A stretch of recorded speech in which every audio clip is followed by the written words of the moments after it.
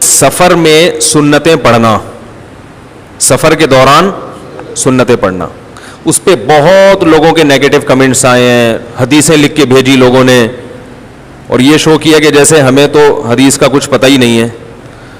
حدیثیں لکھ کے بھیجی کہ فلاں صحابی سفر میں سنتیں چھوڑ دیا کرتے تھے.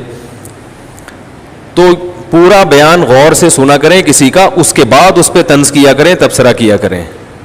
میں نے اس میں بتایا تھا ایک سفر تو وہ ہے جس کو ٹریولنگ کہا جاتا ہے نا، ٹریول کر رہے ہیں آپ، جا رہے ہیں، راستے میں ہیں، پھر آپ چھوڑ دیں کیونکہ واقعی مشقت ہوتی ہے اس میں.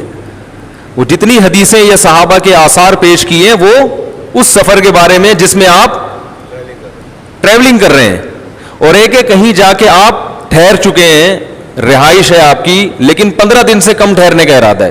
اب شرعی اعتبار سے تو آپ مسافر ہیں، لغوی اعتبار سے آپ مسافر نہیں ہیں، تو وہاں آپ کو سنتیں پڑھنی پڑیں گی. تو اگر آپ میرے خلاف حدیث پیش کرتے ہیں نا، تو ایسی حدیث پیش کریں جس میں کہیں جا کے باقاعدہ قیام کیا ہو، 1 ہفتے کا، 2 ہفتے کا، سکون کی حالت ہو، اطمینان کی حالت ہو. وہاں کیا سنتیں پڑھنی ہے کہ نہیں پڑھنی، اس کے بارے میں کوئی حدیث میرے علم میں نہیں ہے. اگر ہے تو آپ بتائیں، میں رجوع کروں گا.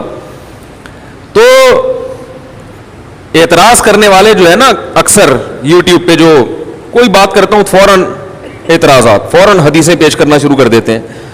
تو یہ نہیں دیکھتے کہ اگلے کا دعویٰ کیا ہے، اور آپ جو حدیث پیش کر رہے ہو وہ اس کے دعوے کے. یہ تو میں نے خود اس بیان میں کہا ہے کہ مشقت حقیقت، جب مشقت ہوگی تو سفر میں نماز چھوڑ سکتے ہیں، اور میں نے بتایا کہ جب ٹریول کر رہے ہوتے ہیں تو واقعی مشقت ہوتی ہے، لہذا اس میں چھوڑ دینی چاہیے، اس میں ساتھیوں کو تکلیف میں نہیں ڈالنا چاہیے. باقاعدہ بتایا کہ اسٹیشن پہ لوگ باقاعدہ خشوع و خضوع سے سنتیں پڑھ رہے ہیں، ادھر بھائی جماعت قائم کرو، جلدی سے ٹرین میں بیٹھو، اپنے آپ کو بھی مشکل میں ڈالا ہوا ہے، دوسروں کو بھی ڈالا ہوا ہے.